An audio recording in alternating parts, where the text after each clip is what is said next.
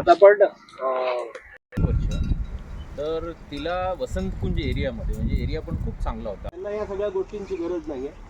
आणि इकडच्या बाजूला जिथे झाडं नाही आहेत इकडे घेऊन करूया, जेणेकरून एक स्टोरी आपल्याला त्याच्यातनं व्हिज्युअल्ससाठी बिल्ड करता येईल. ठीक आहे, तर ज्यांच्याकडे मास्क आहेत त्यांनी या बाजूला कृपया या. माता की जय, भारत माता की जय. चला चला चला, भारत माता की जय, भारत माता की जय. झाडे आमची वाचलीच पाहिजे, झाडे आमची वाचलीच पाहिजे, झाडे आमची वाचलीच पाहिजे. ऑक्सिजन हवा झाडे लावा, ऑक्सिजन हवा झाडे लावा. भारत माता की जय. ऑक्सिजन हवा झाडे लावा, ऑक्सिजन हवा झाडे लावा. झाडे आमची वाचलीच पाहिजे, झाडे आमची वाचलीच पाहिजे, झाडे आमची वाचलीच पाहिजे. विकास हवा विनाश नको, विकास हवा विनाश नको, विकास हवा विनाश नको, विकास हवा विनाश नको. ऑक्सिजन हवा झाडे लावा, ऑक्सिजन हवा झाडे लावा, ऑक्सिजन हवा झाडे लावा. माता की जय. झाडे लावा, झाडे वाचवा, झाडे लावा, झाडे वाचवा, झाडे लावा, झाडे वाचवा, झाडे लावा, झाडे वाचवा, झाडे लावा, झाडे वाचवा, झाडे लावा, झाडे वाचवा. ऑक्सिजन हवा झाडे लावा, ऑक्सिजन हवा झाडे लावा, झाडे लावा, झाडे लावा, झाडे लावा, झाडे लावा. वंदे मातरम, वंदे मातरम. भारत माता की जय. या हो हो पेमेंट करतो. माझी मुलगी दिल्लीला 1 वर्ष होती त्यावेळी मी बघितलं की तिला ऑक्सिजनसाठी ते जे यंत्र आहे ते यंत्र घरामध्ये ठेवावं लागलं होतं. त्याच्याशिवाय शुद्ध हवा आत्ताच म्हणजे 2025 साली देखील आपल्याला मिळू शकत नाही. 2030 तर आणखी वेळ आहे.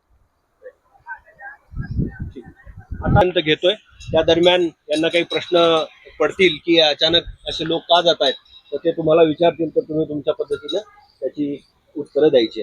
सो इथून सुरू करूयात आपण. दोनची रांग करून छत्री घेतलेली आहे आणि तोंडाला मास्क सुद्धा लावलेला आहे.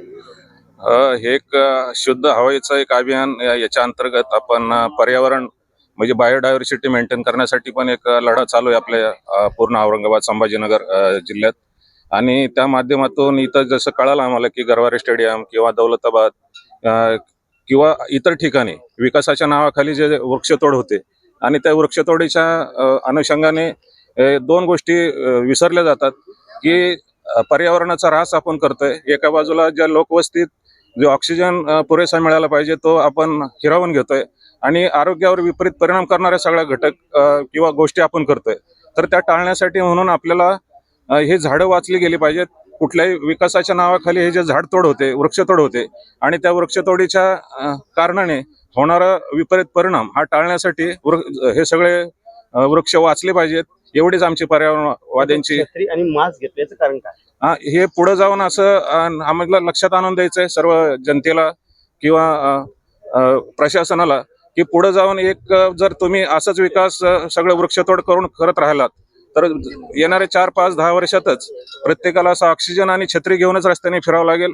आणि काय सांगावं की त्यावेळेला किती लोक जगतील जर आजच आपण जागृत झालो नाही किंवा आजच आपण काही ऍक्शन घेतली नाही. किंवा आमच्यात सगळ्यांना आव्हान आहे इतर लोकांना की आपण ह्या लढ्यात सगळ्यांनी मिळून सामील व्हायला पाहिजे. किंवा प्रशासनाने सुद्धा याची दखल घेऊन विकासाच्या नावाखाली निव्वळ वृक्षतोड करत राहण्यापेक्षा आमचा विकासाला कुठलाही विरोध नाहीये. फक्त विकास अशा ठिकाणी करा की कुठल्याही प्रकारचे वृक्षतोड न होता तो विकास हवा आम्हाला. काय नाव आपलं? महेंद्र झगडे. काय सांगाल ताई, आपण हातामध्ये सध्या मास्क लावून फिरता या ठिकाणी, काय कारण आहे? नमस्कार, मी डॉक्टर उर्मिला चाकूरकर, स्त्रीरोग तज्ञ आणि साहित्यिक. हा मास्क मी याच्यासाठी धरलाय की 2030 मध्ये ही परिस्थिती सगळ्यांवरच ओढवणार आहे, सगळ्या नागरिकांवर. आता इथं मी या सुंदर अशा लिंबाच्या झाडाखाली उभे आहे. आम्ही सगळे इतकं सुंदर झुळझुळ गार वारे येत आहे आणि ही सगळी झाडं गेल्यानंतर हे सगळं बोडखं होऊन जाणार आहे. इथे सगळं रखरखीत ऊन असणार आहे ऑक्सिजन नसणार आहे आणि सगळ्यांना ऑक्सिजन स्वतःचं सिलेंडर मास्क हे घालूनच वावरावं लागणार आहे. त्यामुळे ही जी आपली स्नेही मंडळी आहेत, वृक्ष आपले स्नेही आहेत, तुकारामांपासून सगळ्यांनी सांगून ठेवलंय वृक्षवल्ली आम्हा सोयरी वनचरे. तर आपण प्रत्यक्षात आणायला पाहिजे की ही झाडं नसली तर काय परिस्थिती येईल. हे मास्क घालून ऑक्सिजन घालून तुम्हाला जगायचंय की बिना मास्कचं जगायचं हे आत्ताच ठरवा. आणि ही जी वृक्षतोडी विरुद्धची जी लढाई आहे त्याच्यात तुम्ही सगळेजण अवश्य सामील व्हा. वंदे मातरम. बेटा ये आप ये क्या लेके घूम रहे हो और किस लिए ऑक्सीजन सिलेंडर और ये सब?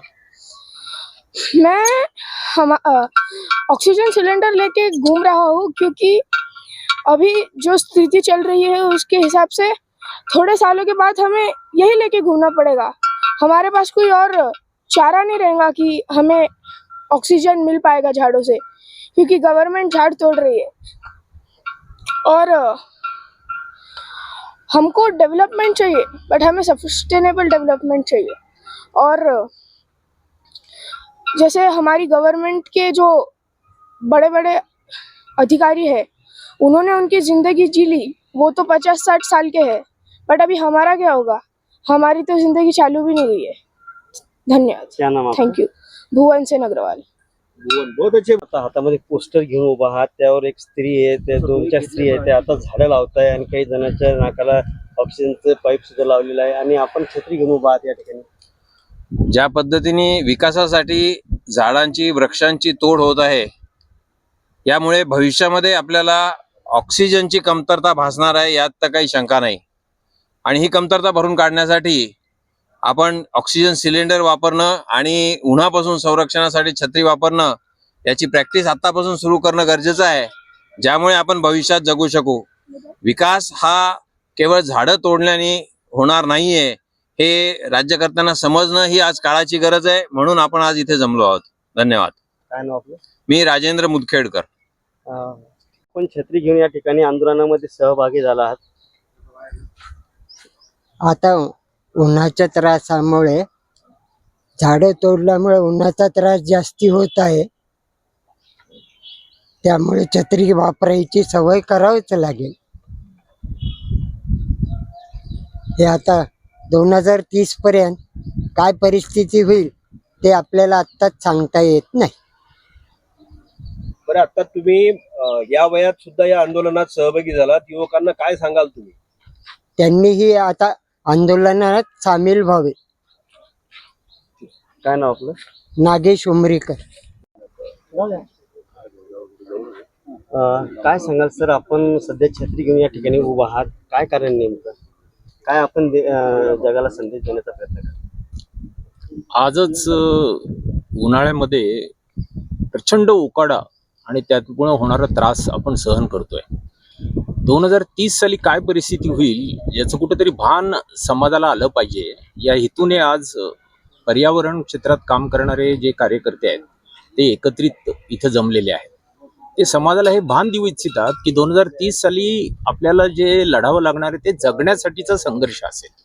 म्हणजे ऑक्सिजन देखील दुर्मिळ झालेला असेल. सावली, उन्हाळा, प्रचंड पावसाळा, अवकाळी पाऊस या सगळ्यामुळे मानवी जीवनाचं अस्तित्वच धोक्यात येत आहे, याची जाणीव करून देणं एवढाच यामागे हेतू आहे. काय नाव सर आपलं? देवीदास तुळजापूरकर. आता मास्क लावलेलं आहे, काय करायचं? झाडं उभी राहण्यासाठी 25, 30, 50, 60 इतक्या वर्षांचा कालावधी लागतो. आणि ही झाडं एकदा तुडली की तिथे परत दुसरी झाडं किंवा जी काही शिफ्टिंग आपण ज्याला म्हणतो त्याच्यासाठी पण तेवढाच वेळ लागतो.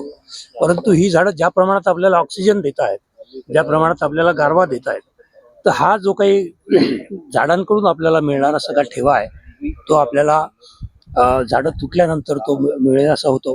म्हणूनच आपण बघतो आहोत की एप्रिलचं ऊन आपल्याला मार्चमध्ये दिसतंय, मेचं ऊन आपल्याला एप्रिलमध्ये दिसतंय आणि लोक असह्य होत आहेत. उष्माघाताचे रुग्ण पण मोठ्या प्रमाणावरती वाढत चालले आहेत. त्याच्यामुळे झाडं वाचवणे, जी काही झाडं यापूर्वी लागली गेली, आपल्या पूर्वजांनी लावली, ती वाचवणं हाच आपला उद्देश असला पाहिजे. विकास तर आपल्याला करायचाच आहे, परंतु झाडं वाचवून देखील हा विकास केला जातो. पाश्चात्य देशामध्ये आपण बघतो आहोत की प्लॉटमध्ये जर झाड असेल तर ते झाड देखील इमारतीमध्ये समाविष्ट करून घेतलं जातं. त्याला पाडण्याचा पर्याय लोक अवलंबत नाहीत. तेव्हा ही बुद्धी आपल्या सगळ्या नियोजनकर्त्यांना येऊ यासाठी आम्ही हे आंदोलन उभं करतो. काय नाव? मी धनंजय लांबे. काय सांगा सर, या ठिकाणी जे आहे तर आपण वेगळं एक आंदोलन केलेलं आहे. काही छत्र्या आणि ऑक्सिजन जे पाईप आहे ते आता धरलेले आहे. बघा काय हे आंदोलन म्हणजे आम्ही कार्यशाळा घेतली, कारण जगण्याची गरज आहे. आत्ताच आपण बघतोय ज्या पद्धतीने उष्णता आहे, सकाळपासनं ते उशिरा रात्रीपर्यंत आणि आता पहाटे सुद्धा झळा लागतायत आणि ही आजची स्थिती आहे. आता तर भरपूर विकास व्हायचा बाकी आहे आणि मग ज्या पद्धतीनं विकास जर होतोय तर मग पुढे 2030 पर्यंत याच्याशिवाय पर्याय उरणार नाही. तर म्हणून मग आम्ही आता एक कार्यशाळा घेतली की त्यावेळची जी स्थिती काय असेल आणि तेव्हा तुम्ही जगायचं कसं आहे. मग छत्र्या लागतील, पोती लागतील, हे ऑक्सिजन सिलेंडर लागतील आणि मग त्यासाठी तज्ज्ञांनी इथे मार्गदर्शन केलं की हे ऑक्सिजन मास्क लावायचा कसा आहे, त्याचे छोटे सिलेंडर कसे मिळतील आणि मग त्यासाठीची आर्थिक तरतूद काय करायला लागेल. कारण या सगळ्या गोष्टींसाठी आर्थिक तरतूद असेल आणि त्यावरही टॅक्स लावला जाईल. कारण जितक्या आवश्यक गोष्टी आहेत, सिलेंडर कुठलेही असलं मिळणं सहज नसतं. तर त्यामुळे त्यासाठी म्हणून आपल्याला आर्थिक तरतूद कशी करायची या विषयावरचं मार्गदर्शन या सगळ्या तज्ज्ञांनी आपल्याला केलं. आणि पुढेही आता तर आम्ही छत्रपती संभाजीनगरमध्ये सुरुवात केली आहे. राज्यभरासाठी हा संदेश आहे की तुम्हाला 2030 ची जर तयारी, झाडं जर अशी तोडू द्यायची असतील तर मग सोबत मास्क घेऊन फिरण्याची सवय लावून घ्या. एक तर ही अशा पद्धतीची झाडं सोबत असतील, झाडाच्या सावलीत आपल्याला थांबता येईल. नाही तर मग या छत्र्या आपल्याला कामी येतील की प्रत्येक वेळी छत्र्याच घेऊन राहायला लागेल. आडोसा कुठेही असणार नाही. काय नाव सर? रुपेश कलंत्री.